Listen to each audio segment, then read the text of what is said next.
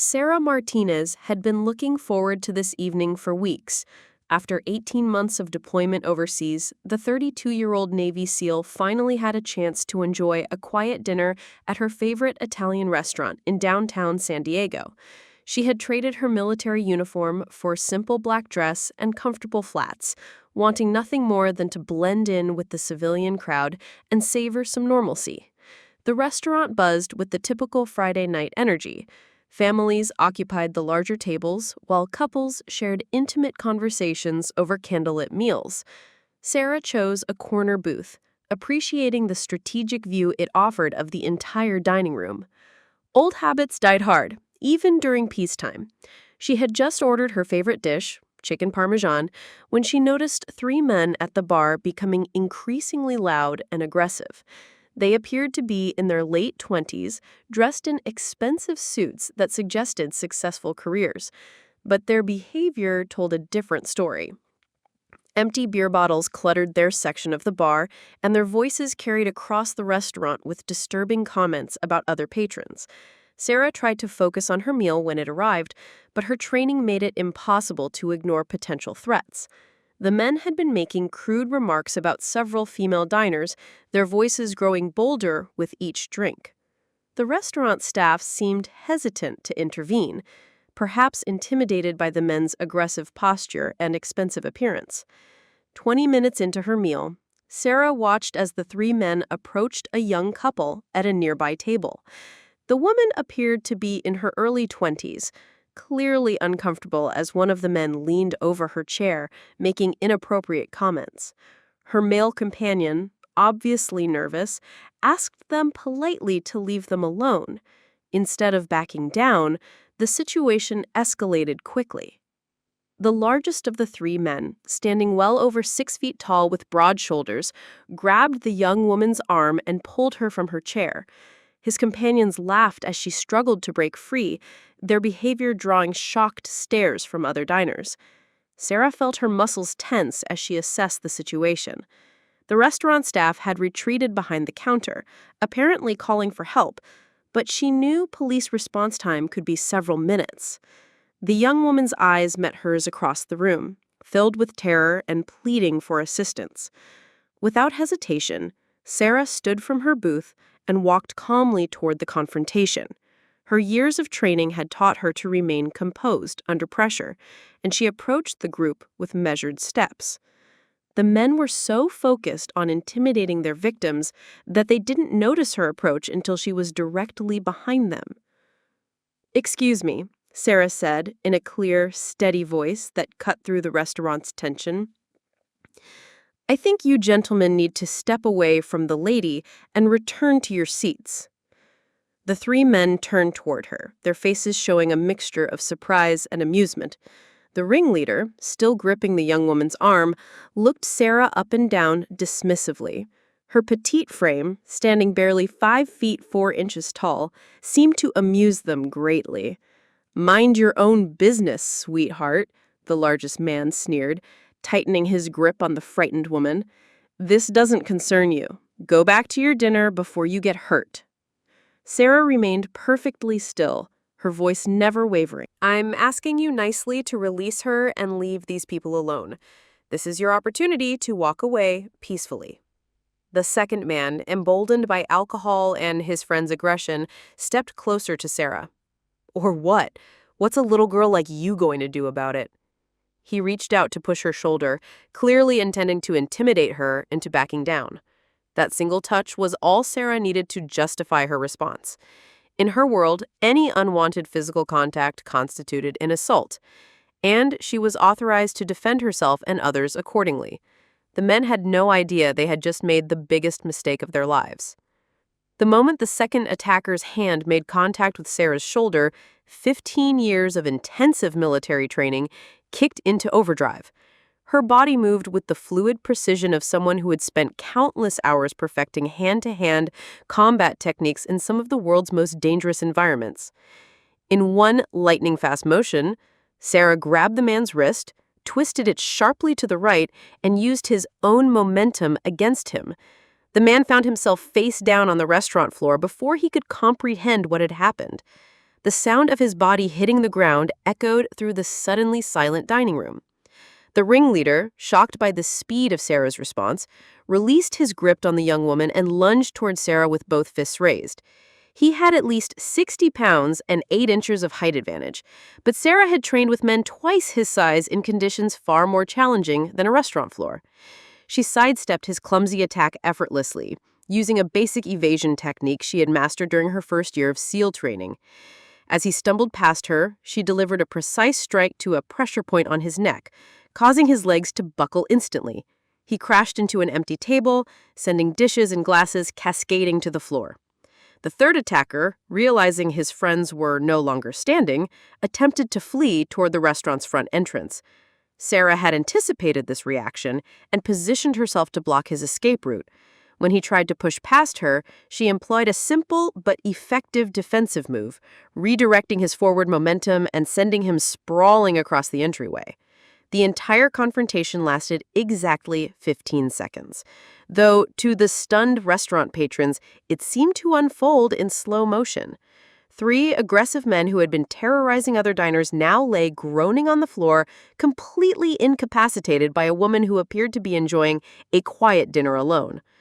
Sarah immediately checked on the young couple who had been the initial targets of the harassment. The woman was shaking, but uninjured, while her companion stared in amazement at the scene that had just unfolded. Other diners began to emerge from their shocked silence, some reaching for their phones to record the aftermath. "Are you both okay?" Sarah asked the couple, her voice returning to its earlier calm tone, as if nothing extraordinary had occurred. "Do either of you need medical attention?" The young woman shook her head, still processing what she had witnessed. Who are you?" she stammered, looking between Sarah and the 3 men who were slowly attempting to regain their composure. Before Sarah could respond, the restaurant manager approached cautiously, his face pale with concern. "Miss, thank you for helping, but I need to call the police. This kind of violence in my establishment," he began, clearly worried about potential liability issues. "Please do call them," Sarah replied calmly. "These men assaulted other patrons and attempted to assault me. I defended myself and others using only the necessary force to stop the threat." Her measured response reflected years of training in rules of engagement and the legal justifications for defensive actions. The largest attacker, nursing what appeared to be a bruised ego more than any serious injury, struggled to his feet and pointed accusingly at Sarah. "She attacked us. We were just talking to people and she went crazy on us." His voice cracked slightly, the earlier bravado completely gone. Several other diners immediately contradicted his version of events, having witnessed the entire confrontation from beginning to end. An elderly gentleman at a nearby table stood up and addressed the manager directly. "Young man, I saw everything," he declared in a firm voice. "These 3 thugs were harassing that young lady and her boyfriend. When this brave woman asked them to stop, they tried to intimidate and assault her. She only defended herself after they put their hands on her." A middle-aged woman, dining with her family, nodded in agreement. "My daughter was afraid to go to the bathroom because of how these men were behaving. This lady saved the evening for everyone here." Other patrons murmured their support, creating a clear picture of what had actually occurred. The 3 attackers exchanged worried glances, realizing their attempt to reframe the situation had failed completely. Multiple witnesses had observed their aggressive behavior throughout the evening, and several people had already begun recording videos with their smartphones. Within minutes, the restaurant filled with the sound of approaching sirens. 3 police officers entered through the main entrance, immediately assessing the scene before them. Broken dishes scattered across the floor, overturned furniture, and 3 disheveled men sitting against the wall painted a clear picture of what had transpired. Officer Maria Rodriguez, a 15-year veteran of the San Diego Police Department, took charge of the situation. She had responded to countless bar fights and domestic disturbances, but something about this scene struck her as different. The woman standing calmly near the corner booth didn't fit the typical profile of someone involved in a restaurant brawl. "Can someone explain what happened here?" Officer Rodriguez asked, pulling out her notepad and surveying the crowd of witnesses. Before anyone could respond, the largest attacker jumped to his feet and began pointing dramatically at Sarah. "Officer, that woman is dangerous. She attacked us without provocation. We were just having a friendly conversation with some people and she went berserk on us." His two companions nodded eagerly, seeing an opportunity to avoid responsibility for their actions. "She knows some kind of martial arts or something," the second man added, nursing his sore wrist. "She could have killed us. We want to press charges for assault." Officer Rodriguez looked skeptically at the three men, then at Sarah, who remained perfectly composed throughout their accusations. The size difference alone made their story questionable, but she had learned not to make assumptions based on appearances. "Ma'am, what's your version of the events?" she asked Sarah directly. Sarah stepped forward and spoke in the same measured tone she had maintained throughout the evening. These three men were harassing other patrons, specifically the young couple over there. She gestured toward the victims. "When they physically grabbed the woman and refused to release her after being asked to leave them alone, I intervened verbally." She continued her account with precise detail. "One of the men then made physical contact with me without permission, which I interpreted as the beginning of an assault.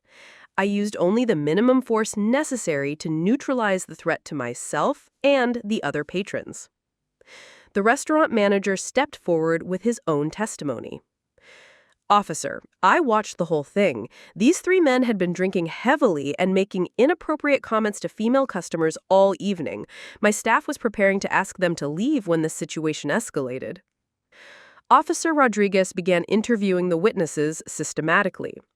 Every single person who had observed the confrontation corroborated Sarah's account. The elderly gentleman provided the most detailed description, having watched the men's behavior escalate throughout the evening. "Those men were predators," he stated firmly. "They were targeting women dining alone or with companions they could intimidate. This young lady showed remarkable restraint in how she handled the situation." As more witnesses came forward, a pattern emerged that painted the three attackers in an increasingly negative light. A server revealed they had been making inappropriate comments to her throughout their meal, including crude remarks about her appearance and suggestions for meeting them after work. The young couple, who had been the primary targets of the harassment, provided their own testimony. The woman, still shaken but more composed now, described how the largest man had grabbed her arm so tightly it left marks. Her boyfriend confirmed that they had repeatedly asked the men to leave them alone before Sarah intervened. Officer Rodriguez noticed something unusual about Sarah's demeanor during the questioning. Unlike most people involved in violent confrontations, she showed no signs of adrenaline crash or emotional distress. Her breathing remained steady. Her responses were articulate and precise, and she displayed the kind of calm confidence typically associated with law enforcement or military personnel. "Ma'am, do you have any formal training in self-defense or martial arts?" the officer asked, though she suspected the answer would be more significant than a few weekend classes at the local gym. Sarah hesitated for a moment, considering how much personal information to reveal. "I have some military background," she replied diplomatically, not wanting to complicate the situation unnecessarily. The three attackers exchanged worried glances as they realized their story was falling apart completely. Multiple witnesses, security camera footage from the restaurant's surveillance system, and physical evidence all contradicted their version of events. Officer Rodriguez's partner had been reviewing the restaurant's security footage with the manager, and he approached the group with important information. "Maria, you need to see this video. It shows everything that happened, and it clearly supports the lady's account."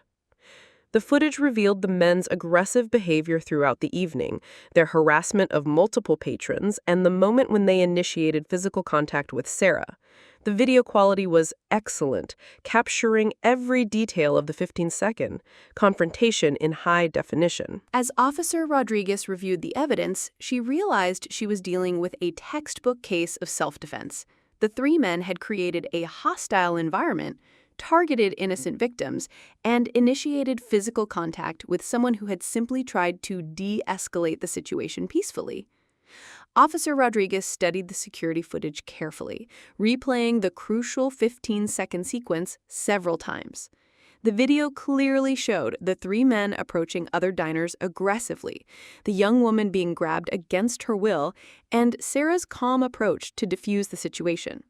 Most importantly, it captured the moment when the second attacker made physical contact with Sarah, justifying everything that followed. "Gentlemen," Officer Rodriguez addressed the three men sternly, "based on witness testimony, security footage, and physical evidence, you're being arrested for assault, battery, and disturbing the peace." She nodded to her partners, who began reading the men their rights while applying handcuffs. The ringleader protested loudly as the cuffs clicked into place. "This is ridiculous. She's the one who hurt us. Look at my friend's wrist. It's probably broken." He gestured toward his companion, who was, indeed, favoring his twisted arm. "Your friend's injury occurred when he initiated unwanted physical contact with this woman," Officer Rodriguez replied firmly. "She had every legal right to defend herself. You're fortunate she showed the restraint she did, or you might be facing much more serious injuries." As the police prepared to escort the three men from the restaurant, curiosity about Sarah's background continued to grow among both the officers and the remaining patrons. Her composed demeanor throughout the incident, combined with the precision of her defensive actions, suggested training far beyond typical civilian self-defense classes. Officer Rodriguez approached Sarah privately while her partners handled the arrests. "Ma'am, I've been doing this job for 15 years, and I've never seen anyone handle a situation quite like that. Your technique was extremely precise, and your emotional control is remarkable. Are you current or former military?" Sarah considered her response carefully. She had always been taught to maintain operational security, even in civilian settings, but the situation seemed to warrant some explanation. "I'm currently active duty Navy," she replied, choosing not to elaborate on her specific role. "That explains a lot," Officer Rodriguez nodded with newfound respect. "Thank you for your service, and thank you for stepping in tonight. Too many people would have just watched and done nothing." The restaurant manager, relieved that the situation had been resolved without anyone suffering serious injury, approached Sarah as the police finished their paperwork. "Miss, I want to thank you personally for what you did tonight. Those men had been making our other customers uncomfortable for hours, and my staff felt helpless to intervene effectively." He continued with genuine gratitude. "Your dinner tonight is completely on the house, and you're welcome here anytime. What you did took incredible courage, and you quite possibly prevented someone from getting seriously hurt." The young couple who had been the initial targets of the harassment waited nearby, clearly wanting to express their appreciation. As the police activity wound down, they approached Sarah with tears of relief in their eyes. "We don't know how to thank you," the young woman said, her voice still shaky from the ordeal. "When that man grabbed me, I thought, I don't know what might have happened if you hadn't stepped in." Her boyfriend nodded emphatically. "The way you handled that situation was incredible. Where did you learn to do that? Are you some kind of martial arts expert?" Sarah smiled modestly, uncomfortable with the attention, but understanding their need for answers. "I've had some training through my job. The important thing is that you're both safe now. Those men won't be bothering anyone else tonight." As the evening's excitement began to settle, other patrons approached Sarah to express their admiration and gratitude. An older couple mentioned they had grandchildren the same age as the targeted woman and felt relieved someone had intervened. A group of business colleagues dining nearby praised her quick thinking and decisive action. The restaurant gradually returned to normal operations, though conversations at every table centered on what they had just witnessed. Several patrons had recorded portions of the incident on their smartphones, and videos of the confrontation were already beginning to circulate on social media platforms. Sarah attempted to return to her interrupted dinner, but the chicken parmesan had grown cold during the commotion. The kitchen staff, having witnessed the entire event, prepared a fresh meal without being asked, refusing to accept any payment despite Sarah's protests. As she ate her replacement dinner, Sarah reflected on how quickly a peaceful evening had transformed into a situation requiring her professional skills. She had hoped to enjoy a quiet night away from the intensity of military life, but circumstances had demanded she draw upon her training to protect innocent people. The incident reminded her why she had chosen her particular career path within the military. Her specialized training wasn't just about combat operations overseas. It was about being prepared to protect others whenever and wherever threats emerged, even during a casual dinner in a civilian restaurant. Word of the evening's events had already begun spreading beyond the restaurant's walls, with local news outlets receiving tips about the unusual confrontation from witnesses who had been present during the incident. By the following morning, videos of the restaurant confrontation had spread across multiple social media platforms, viewed by thousands of people who were amazed by Sarah's swift and decisive response. The footage showed her calm approach, the attacker's aggressive behavior, and the lightning-fast sequence that left 3 grown men on the floor within 15 seconds.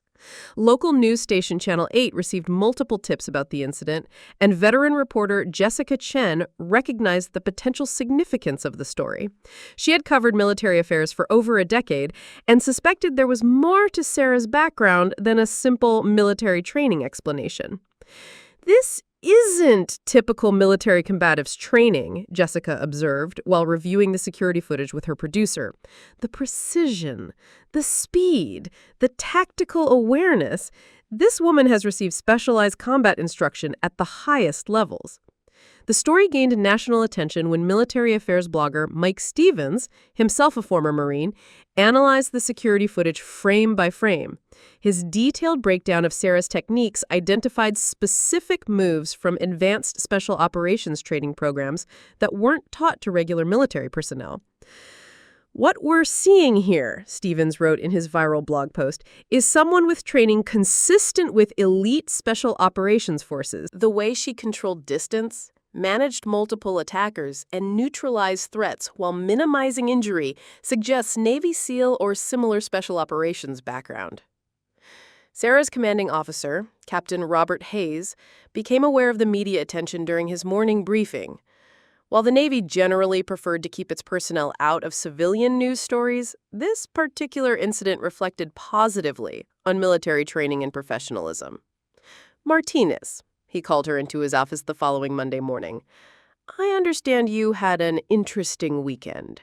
Care to explain how you ended up as the subject of a viral video? Sarah provided a complete debrief of the restaurant incident, emphasizing that she had acted as a private citizen, defending herself and others, not as a representative of the military. Captain Hayes listened carefully, recognizing that his subordinate had handled a difficult situation with exactly the kind of judgment and restraint the Navy expected from its elite personnel. You did everything by the book, he concluded after hearing her full account. No excessive force, clear justification for action, protection of innocent civilians. The media attention isn't necessarily unwelcome either. It shows the public that our training produces personnel who can be trusted to act responsibly in any situation. The 3 attackers, meanwhile, found themselves facing more serious consequences than they had anticipated. David Morrison, the ringleader, worked as a marketing executive for a major corporation that prided itself on diversity and inclusion. When the company's human resources department learned about his arrest for assaulting women in a restaurant, he was immediately suspended pending a full investigation. His 2 companions faced similar professional repercussions. James Wheeler, an account manager at a prestigious law firm, found his employment terminated when partners learned about the incident.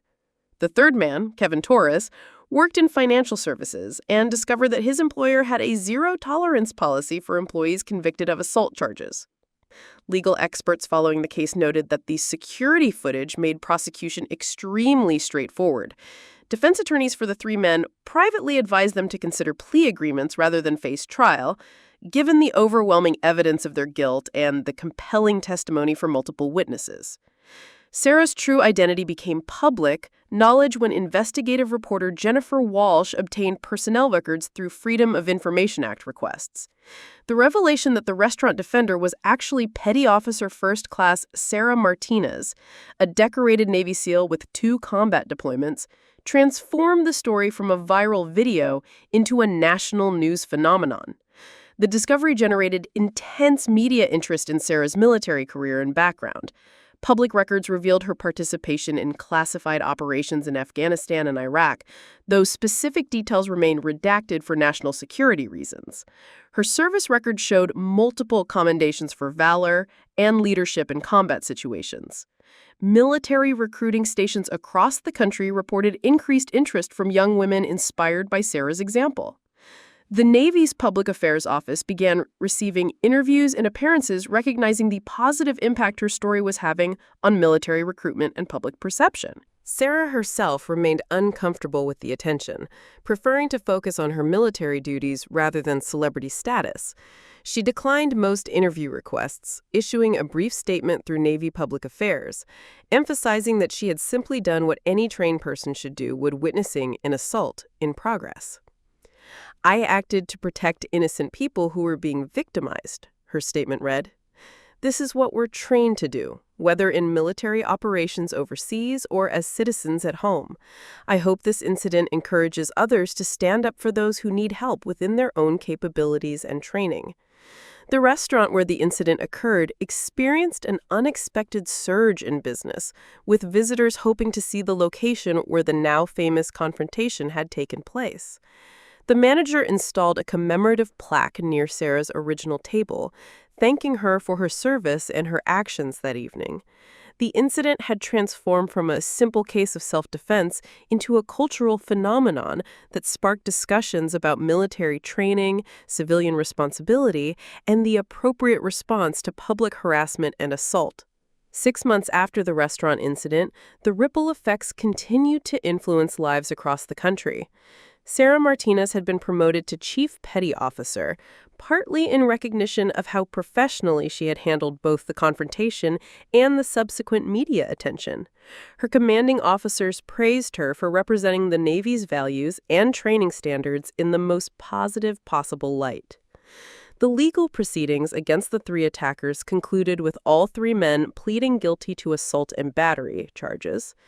David Morrison received 6 months in jail and 2 years of probation, along with mandatory anger management counseling.